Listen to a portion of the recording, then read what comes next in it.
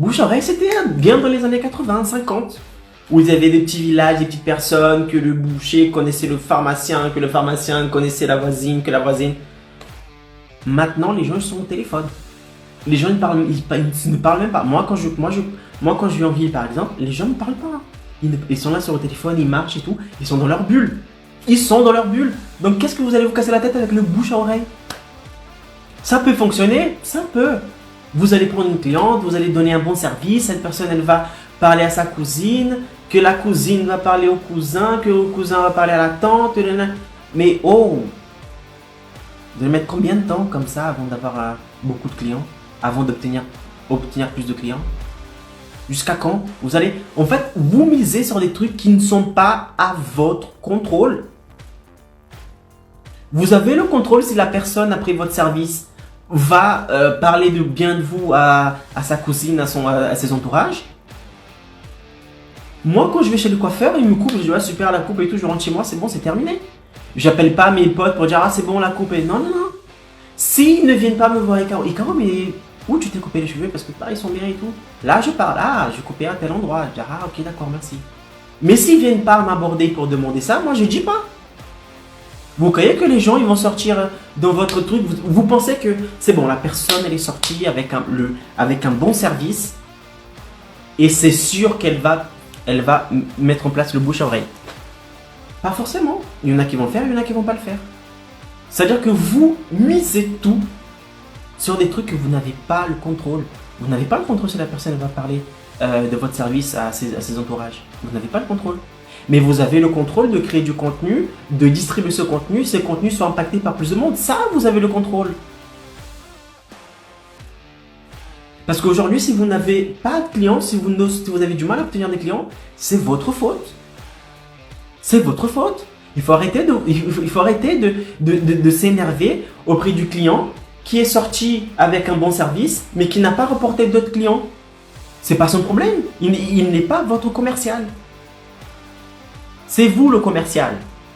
Vous êtes le commercial de votre entreprise, de votre société. C'est à vous de faire le marketing, ce n'est pas au client. D'accord? Il y en a qui vont le faire, il y en a qui vont le faire, et tant mieux. Mais il y en a qui ne vont pas le faire. Ok? Et si vous misez tout sur « Ah, je pense que le client va parler bien de moi, je reste là, cool, dans mon truc, dans mon cabinet. Et j'espère, je croise les jambes et j'espère qu'ils vont venir vers moi. » Non, non, non, non, non, non. C'est à vous de convaincre les personnes que vous êtes la meilleure, que votre service va l'aider, que le problème qu'elle possède maintenant, vous avez la possibilité de résoudre ces problèmes. C'est vous qui devez faire ça. Ce n'est pas le client.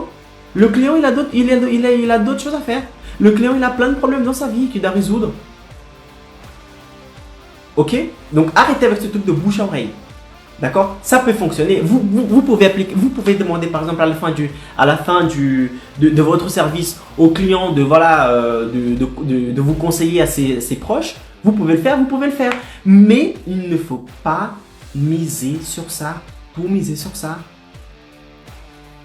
Vous devez créer du contenu, créer une relation sur les réseaux sociaux avec les autres.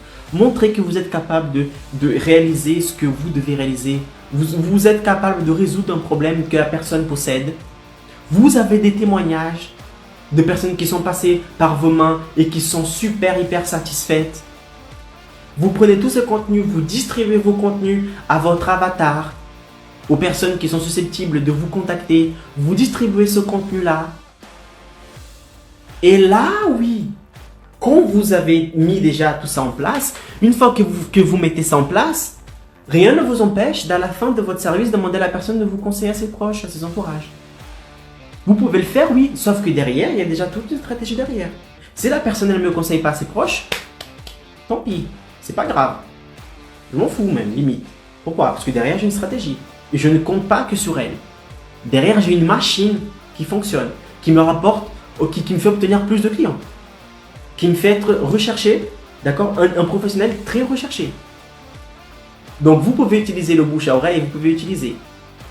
Mais derrière, il faut que vous ayez une machine derrière pour vous assurer d'obtenir plus de clients, de les fidéliser. Il ne faut pas compter que sur le client qui vient de sortir et qui pense qu'il va vous conseiller aux autres personnes. Parce que les gens sont comme ça.